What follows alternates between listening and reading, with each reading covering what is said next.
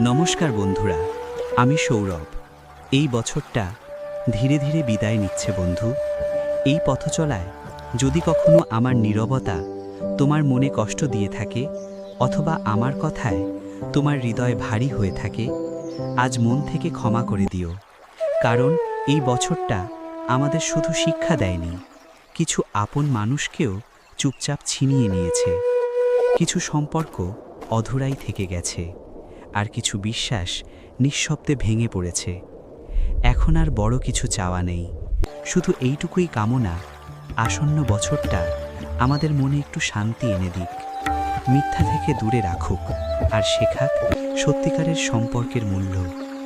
মানুষ কম হোক কিন্তু আপন হোক, কথা কম হোক কিন্তু সত্য হোক, আর জীবনটা একটু কম কঠিন আর একটু বেশি সুকুনের হোক।